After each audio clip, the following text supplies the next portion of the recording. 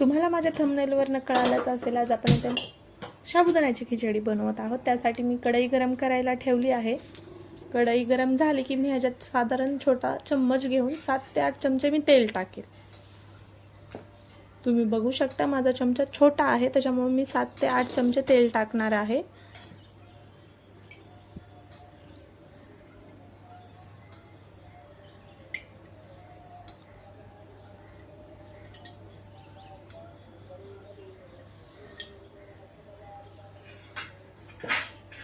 तेल गरम झालं की मी ह्यामध्ये हिरवी मिरची टाकणार आहे, जी की मी बारीक वाटण करून घेतली आहे। मी 2 चमचे हिरवी मिरची ॲड करणार आहे।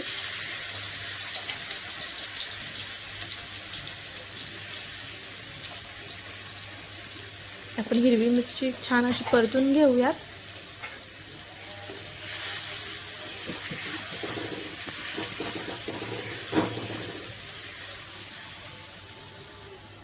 हिरवी मिरची परतून झाली की ह्यामध्ये मी बटाटे टाकणार आहे 4 ते 5, जे की मी उकडून घेतलेले आहेत आणि त्याचे बारीक काप केलेले आहेत। आता मी बटाटा टाकते आणि परतून घेते दोन्ही पण।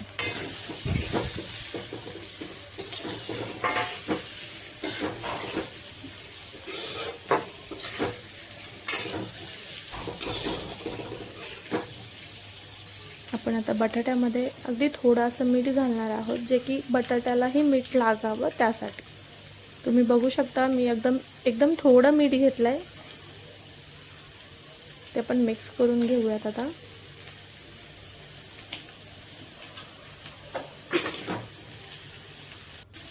आपण बटाटा परत एकदा छान मिक्स करून घेऊयात।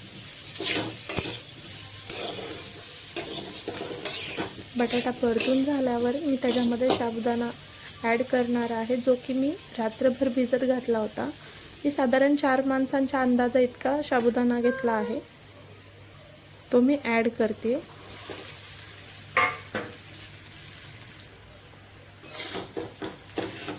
आता आपण ह्याला मिक्स करूयात।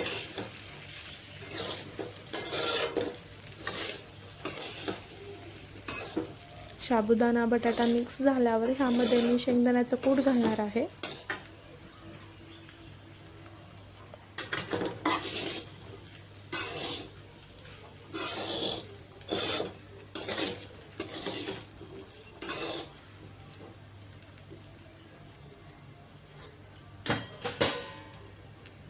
तुम्ही ते बघू शकता। आता मी शेंगदाण्याचं कूट घालते, जे की मी एकदम बारीक असं शेंगदाण्याचं कूट केलाय बारीक, आणि दुसरीकडे तो मीडियम मी शेंगदाण्याचं कूट ठेवलाय। आता ते मी दोन्ही थोडं थोडं साबुदाण्यात टाकणार आहे। मी अगदी थोडंच घालेल, मला कमी वाटलं तर मी परत आणखी ॲड करेल।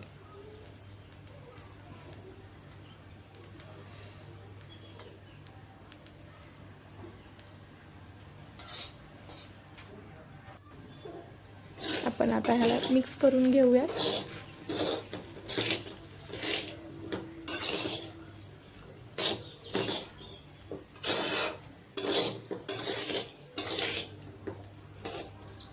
आपण मिक्स करतोय।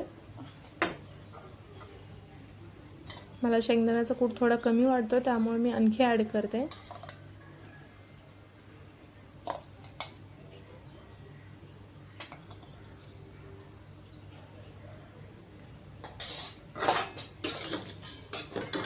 परत एकदा मिक्स करून घेऊया।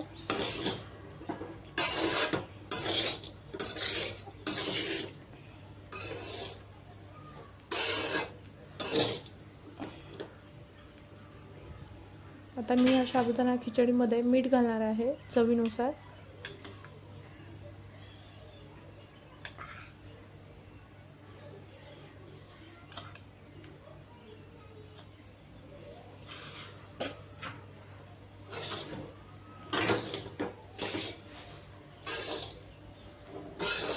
आपण मिक्स करून घेऊया। काही जण खिचडीमध्ये जिरं आणि कोथिंबीर यूज करतात, पण माझ्या घरी जिरे आणि कोथिंबीर अलाउड नाही आहे खिचडीमध्ये, म्हणजे ते लोक खात नाहीत, त्याच्यामुळे मी टाकत नाही। आपण याला परत आता झाकून ठेवूयात थोडा वेळ, 5 मिनिटं आपण वाफेवर याला झाकू। 5 मिनिटं झाली आहेत।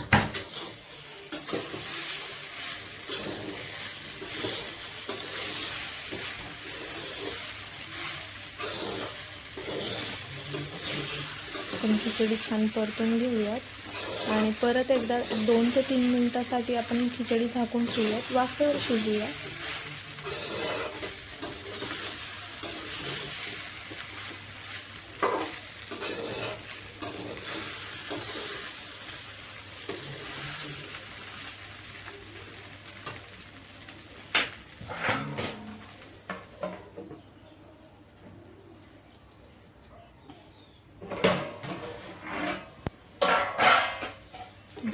परत एकदा आता खिचडी चेक करू. आपली खिचडी छान अशी तयार आहे. त्याला परत एकदा मी मिक्स असं व्यवस्थित करून घेणार आहे, जेणेकरून खाली नाहीच लागावे, म्हणजे कढईला चिटकू नये खिचडी आपली.